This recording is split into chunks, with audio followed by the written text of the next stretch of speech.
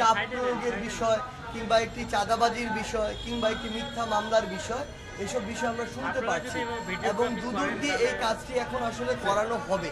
যেটা আমরা দেখেছি অতীতেও এই কাজগুলো করানো হয়েছে অনেকগুলো প্রতিষ্ঠান দিয়ে, এর মধ্যে দুদকের একটি।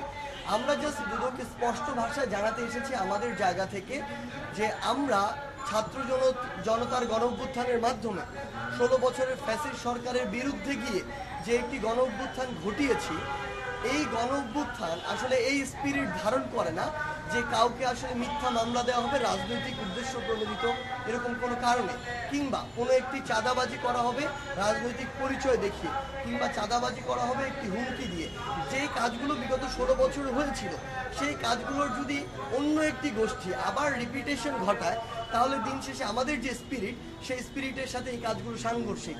আমাদের জায়গা থেকে আমরা একটি স্পষ্ট বার্তা দিতে এসেছি দুদককে যে আমরা কখনো এই কাজগুলো করি না এবং সমর্থনও করি না। কেউ যদি আমাদের নাম ব্যবহার করে এই কাজগুলো করে তাদেরকে যেন আইন শৃঙ্খলা রক্ষাকারী বাহিনীর হাতে তুলে দেওয়া হয় এবং তাদের সাথে কম্প্রোমাইজের কোনো প্রশ্নই আসে না।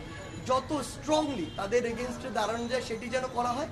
এবং আরেকটি জিনিস বলেছি যে বিগত 16 বছরে আসলে এই ফ্যাসিস্ট সরকার রাজনৈতিক কারণে তাদের কাউকে পছন্দ হয়নি, মিথ্যা মামলা দিয়েছে। কারো পরিবার নিয়ে সমস্যা বলেছে, মিথ্যা মামলা দিয়ে দিয়েছে। কারো এলাকা নিয়ে সমস্যা হয়েছে, মিথ্যা মামলা দিয়ে দিয়েছে। এই যে রাজনৈতিক কারণে যে মামলাগুলো হয়েছে যেগুলো আসলে সত্যতা নেই বা ভিত্তি নেই, এগুলো যেন বিবেচনা করা হয়। আমরা আমাদের জায়গা থেকে এই অনুরোধটি জানাতে পারি। আমরা কোনো অথরিটি নই যে আমরা বলতে পারি এটি করেন। আমরা এটি বলেছি যে তখন যা হয়েছে বা বর্তমানে আজকে থেকে বা এখন থেকে যেন এমন না হয় যে আরেকটি গোষ্ঠী এসে কাউকে আবার রাজনৈতিক উদ্দেশ্য প্রণোদিত কারণে মিথ্যা মামলা দিবে, চাঁদাবাজি করবে। এই বিষয়গুলোতে তারা যেন সচেষ্ট থাকে।